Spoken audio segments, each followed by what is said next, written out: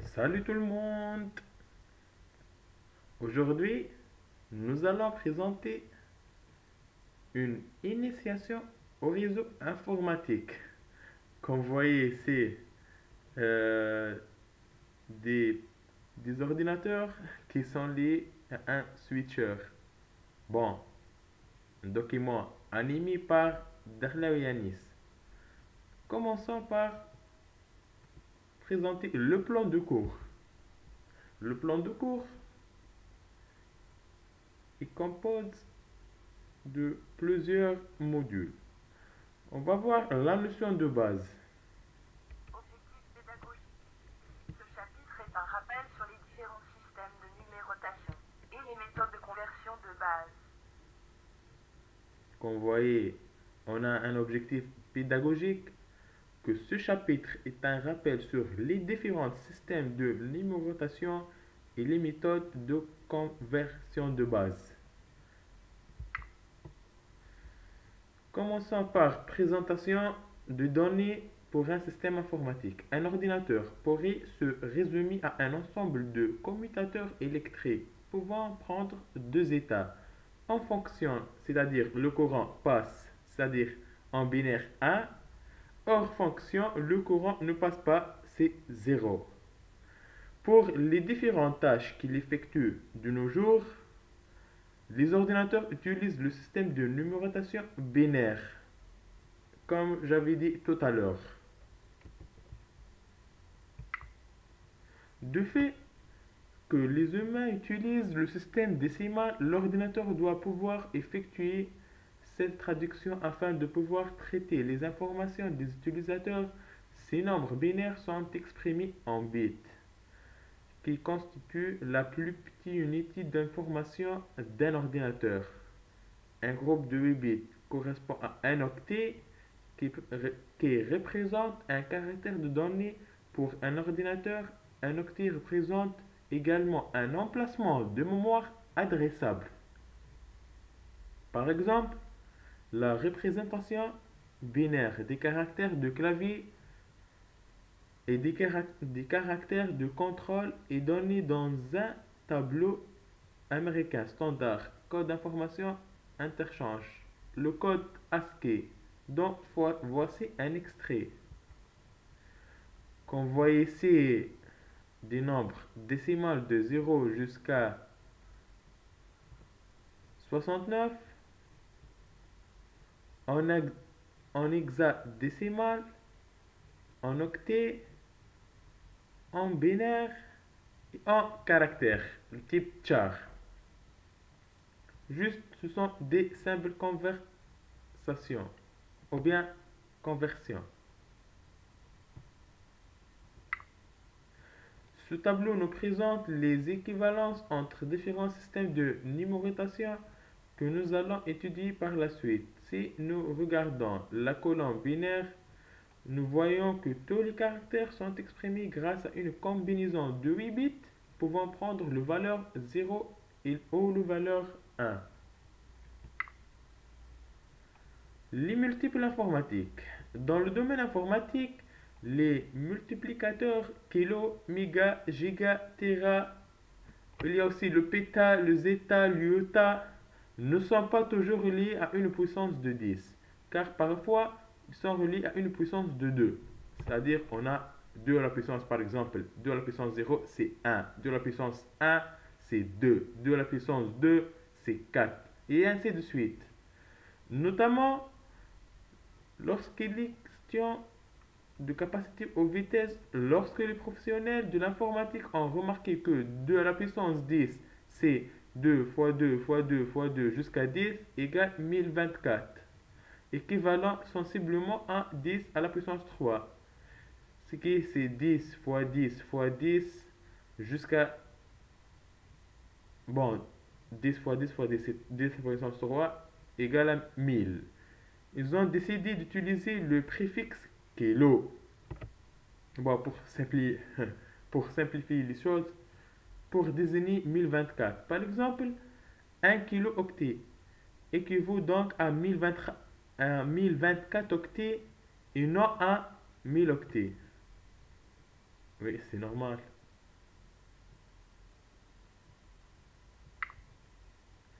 Bon, voici un tableau qui récapitule les unités de capacité. Bon, commençons par l'unité bit, symbole bit, c'est l'unité de base. L'octet, ce symbole est O. Un octet, c'est 8 bits. Kilooctet, kilooctet, c'est 1 kilooctet égale 2 à la puissance 10. Octet, c'est 1024 octets. Le mégaoctet, mégaoctet, c'est ça le symbole MO. Un mégaoctet, c'est 2 à la puissance 20 octets. 1, c'est-à-dire 1024 kilooctets. Gigaoctet, le symbole GO, équivalence 1 gigaoctet égale à 2 à la puissance 30 octets, c'est-à-dire 1024 mégaoctets.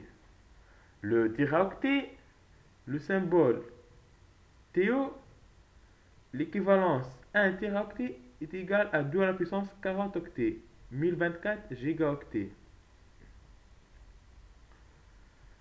Passons aux unités de fréquence. On a le Hertz, symbole Hz, équivalence unité de base. Par exemple, le taux de rafraîchissement d'un moniteur de 75 Hz. On répète, le taux de rafraîchissement d'un moniteur est de 75 Hz. Le kilohertz, KHZ, c'est symbole kilohertz, qui signifie le kilohertz. L'équivalent, c'est 1 kHz égale 10 à la puissance 3 Hz. Par exemple, une pièce de musique échantillonnée à 44,1 kHz. Le mégahertz, MHz, comme vous voyez, symbole MHz, c'est le mégahertz. 1 mégahertz, 10 à la puissance 6 Hz. Par exemple, un processeur Pentium 2 cadencé à 300 MHz. On a aussi le gigahertz, GHz, comme vous voyez ce symbole. L'équivalent, c'est 1 GHz égale 10 à la puissance 9 Hz. Exemple, un processeur Pentium 4 cadencé à 2 GHz. Passons maintenant aux unités de temps. L'unité, le second symbole, c'est le S. Lorsqu'on voit par exemple, le mégabit par seconde, le deuxième partie de slash, c'est le second. C'est-à-dire en unité de temps, c'est-à-dire en seconde. L'équivalence, c'est unité de base. Exemple, formater un disquette 3/2 prend environ 120 secondes. Le milliseconde, ms. 1 milliseconde, c'est 10 à la puissance moins 3 secondes. Par exemple, on a un disque dur avec un temps d'accès de 12 millisecondes. Milliseconde, c'est 1 milliseconde, c'est 10 à la puissance moins 3 secondes. Le microseconde, quand vous voyez le symbole, c'est US. Un microseconde, c'est 10 à la puissance moins 6 secondes. Prenons un exemple, c'est une exécution d'instructions dans un système de type 6 peut prendre 1 microseconde. Le nanoseconde, quand vous voyez le symbole NS, un nanoseconde, c'est 10 à la puissance moins 9 secondes. Le temps d'accès de la mémoire vive est de 60 nanosecondes. On a aussi une autre unité de temps, c'est le picoseconde. Comme vous voyez, il est symbolisé de cette façon, PS. Un picoseconde, c'est 10 à la puissance moins 2 secondes. Prenons un exemple, le temps d'accès de la mémoire cache peut être aussi bas que 500 picosecondes. Passons maintenant aux unités de vitesse de transfert de données. On a le BO, BD. Par exemple, les premiers modems atteignaient 300 BD, c'est-à-dire 300 baud. Le bit par seconde, notre, c'est c'est le, c'est l'important unité, ou bien l'importance unité qu'on va l'utiliser lors de transfert des fichiers, bits par seconde. C'est ça le langage 0,1 pour les mots, par exemple pour télécharger ou bien pour le download, on a le download et le upload. Un fax opère à 9600 bits par seconde. On a aussi qu'envoyer le kilobit, le mégabit, le gigabit et le terabit, toujours par seconde, parce qu'on a les unités de vitesse de transfert de données.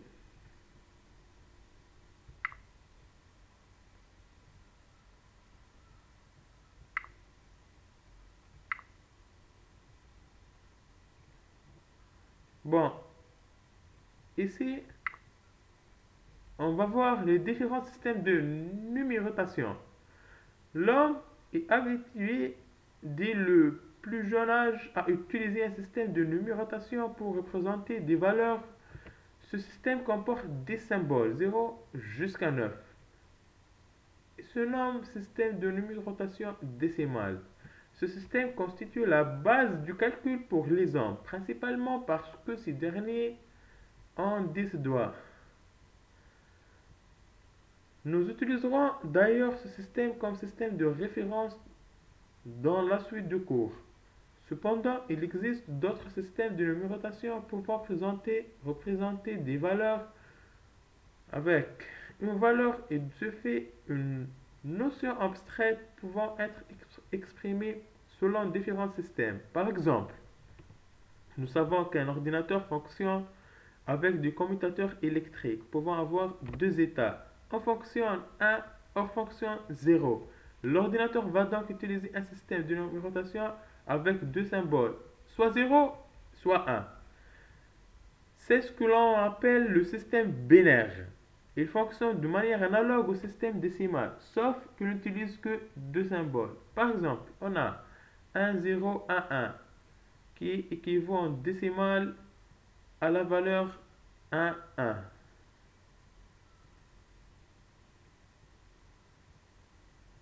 Bon, comment on a, par exemple,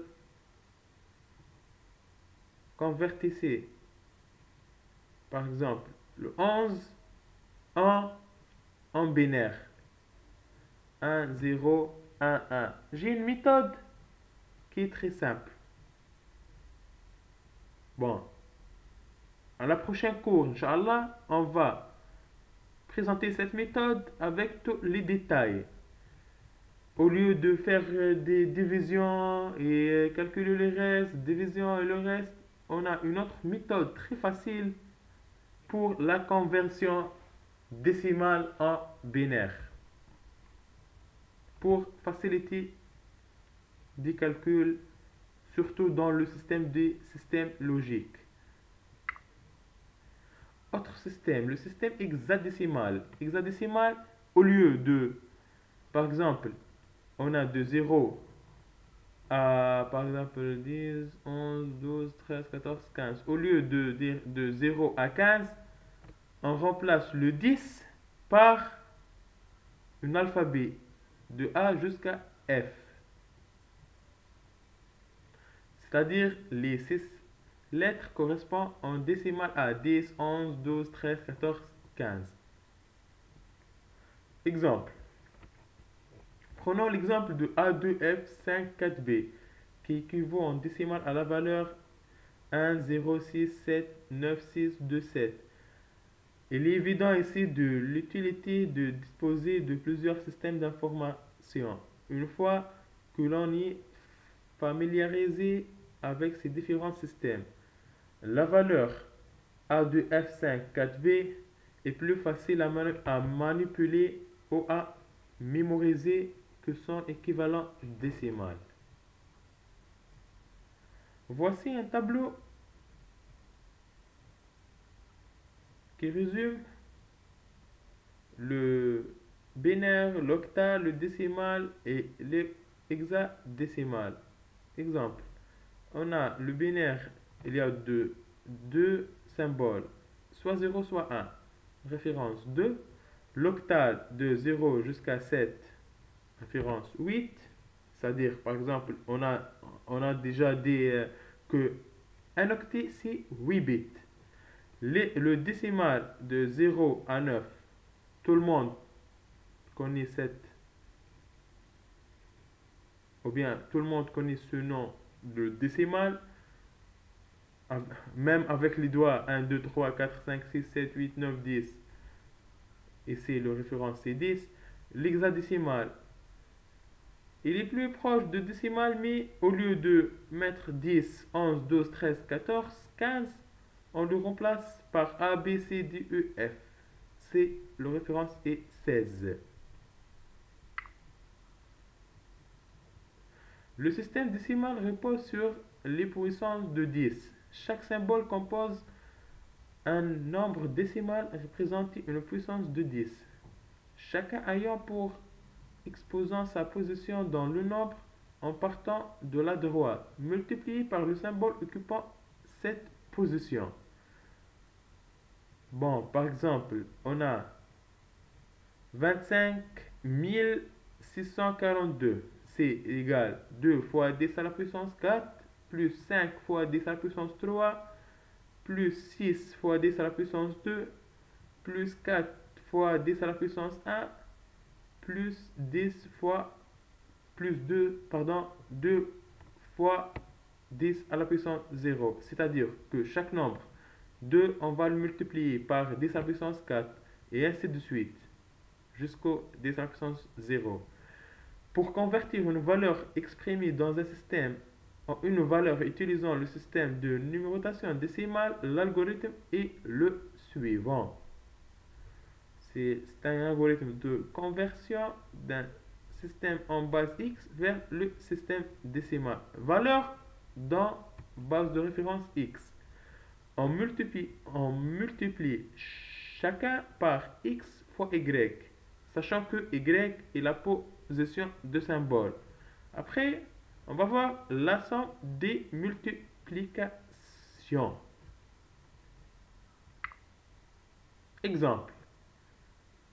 20 165 octal.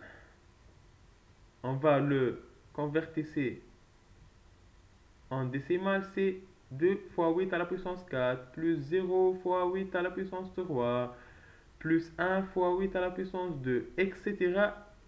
jusqu'au 8 à la puissance 0. On calcule et on trouve 83 095 décimales. Et le même exemple pour l'hexadécimal, mais la différence c'est ici fois 8 en octet, en hexadécimal fois 16. Nous allons maintenant voir comment effectuer l'opération inverse, à savoir convertir la base décimale vers les autres bases. Comme vous voyez, on a un algorithme de conversion d'un nombre décimal vers une autre base. Nombre dans la base décimale. Si oui, si le quotient est supérieur à 0, on fait une division entière par la valeur de référence de la base de destination. On conserve le reste de la division. Sinon, qu'est-ce qu'on va faire? On va assembler les restes de gauche à droite en partant de dernier. On va obtenir la valeur dans la base souhaitée. Exemple. Conversion de 1036 décimales en hexadécimal. 1036 sur 16 égale 64. Le reste, c'est 12. Cette 64, on va aussi la diviser sur 16 égale 4 et le reste 0. De la même manière,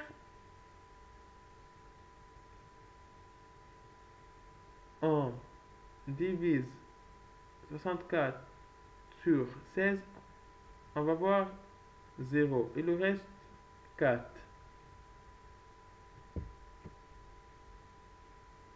Le résultat, c'est 1036 décimales égale 46 en hexadécimal. C'est quoi C?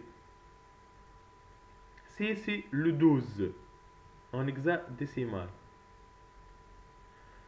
Bon, on a terminé ce chapitre de base de numérotation. J'espère que tout le monde a compris les méthodes de conversion de base. Et à la prochaine cours, on va voir l'introduction au Objectif réseau. pédagogique. Dans ce chapitre, nous allons connaître ensemble qu'est-ce qu'un réseau, quels sont les types de réseaux et les topologies existantes, pourquoi la normalisation des réseaux, qu'est-ce que le modèle de référence SOSI. Et au revoir.